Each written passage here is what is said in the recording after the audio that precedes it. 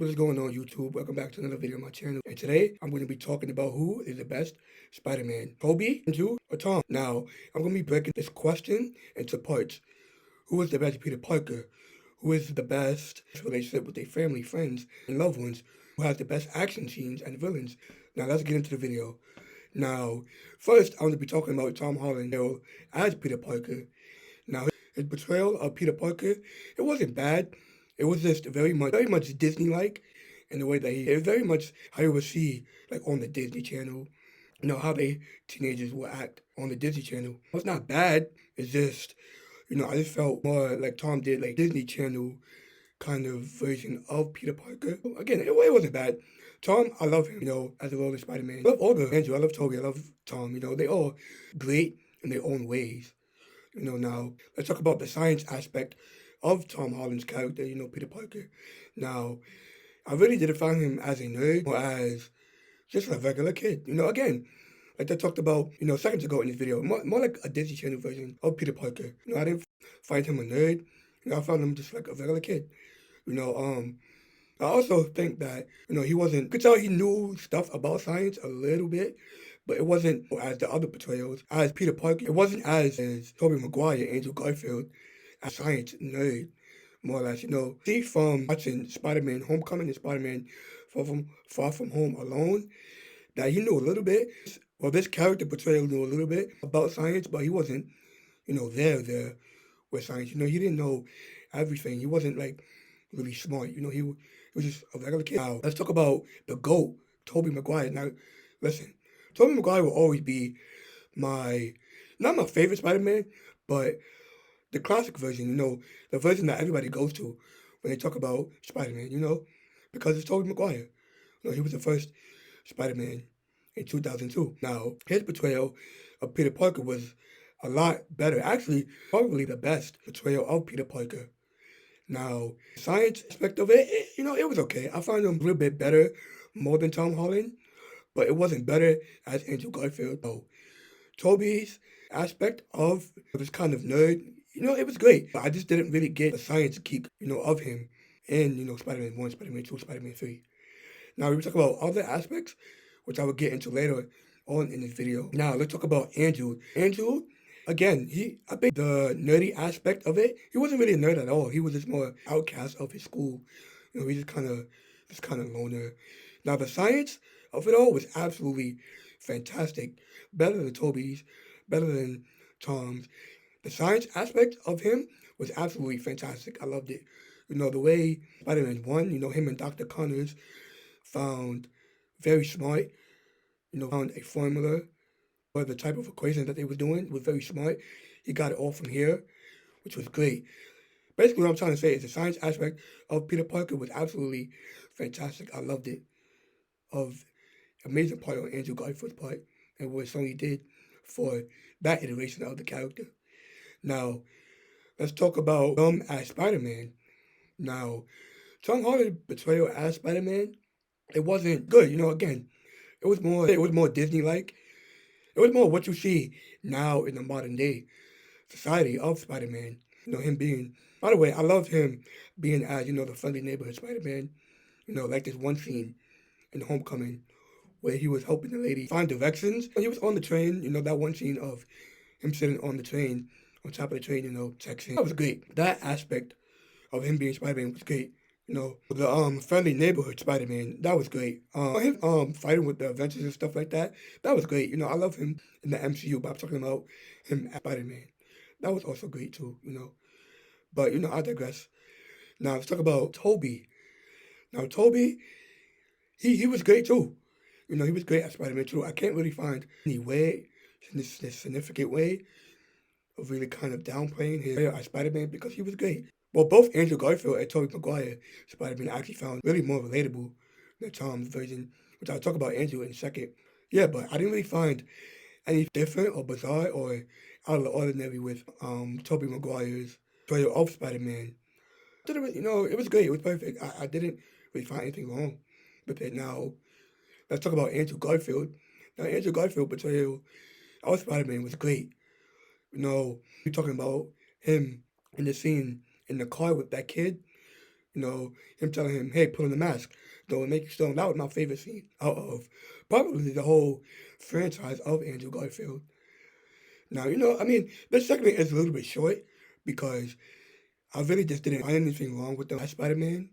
So this segment is a little bit short. Now, let's talk about their relationships with their friends and their families. Holland, his relationship with Ned and Aunt May, MJ. Let's first talk about his relationship with Aunt May. Now, his relationship with Aunt May, it was great. Again, very much we would see it in the modern day society. So I don't really have anything to say about that. Now, Aunt May, she was good. I didn't really like that younger Aunt May. I mean, I liked it, but I didn't like it. Aunt May, it was good. It was good.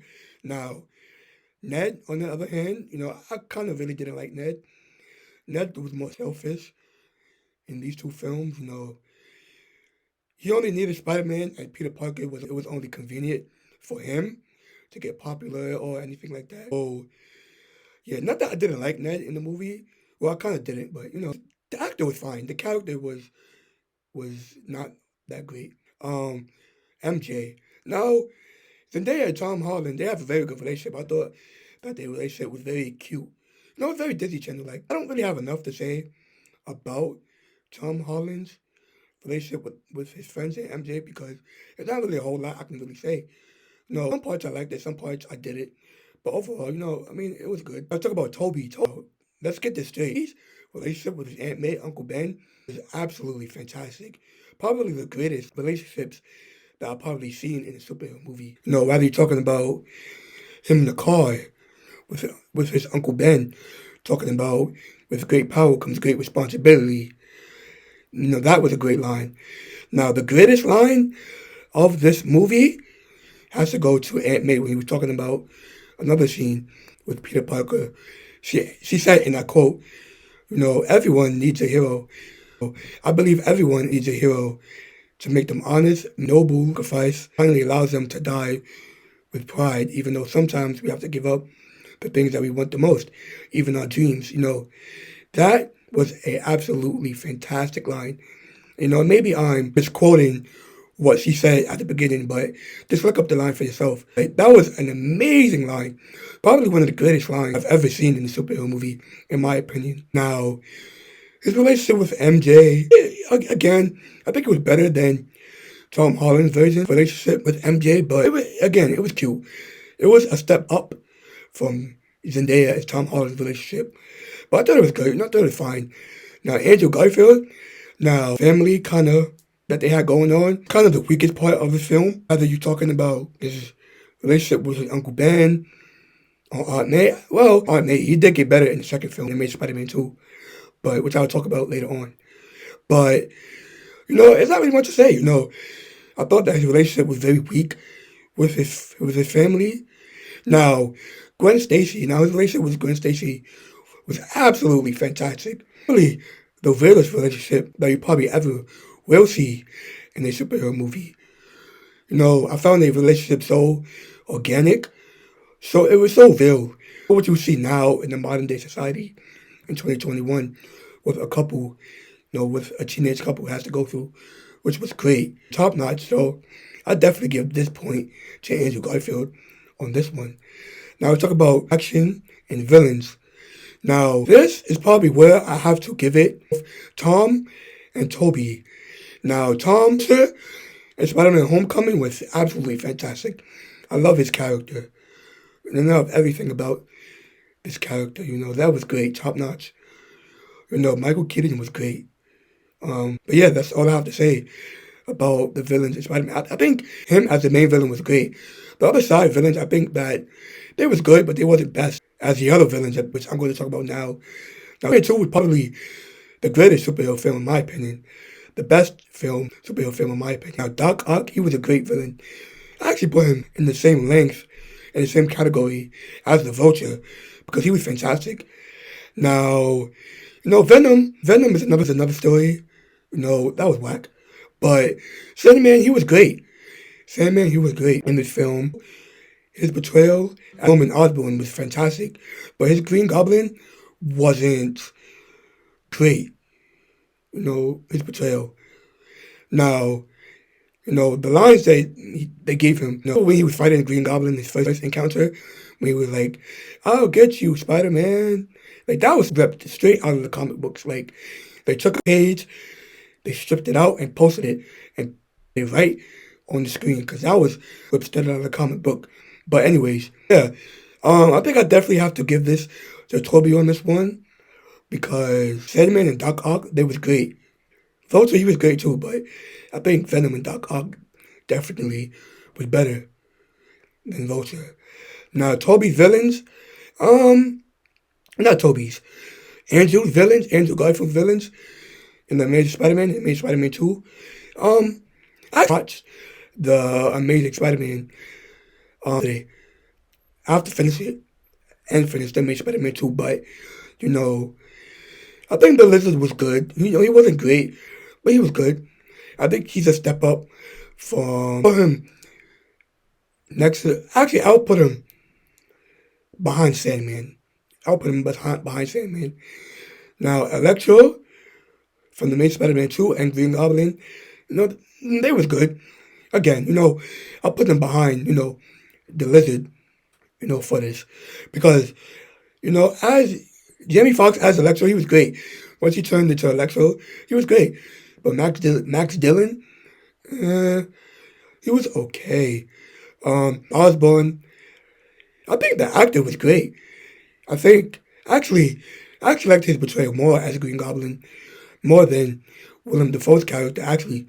So I actually put him as Green Goblin that made Spider-Man 2, Harry Osborn, as a step up from Willem Dafoe. I can't the actor's name, but yeah, I put him on step up as Willem Dafoe. I want to wrap this up into a nice perfect bow for y'all. Now, as you guys, seeing, I give them a point, but different, aspects. Whether talking about, Disney families or the villains, action scenes, or Peter Parker. Oh, I give them all the point for different reasons.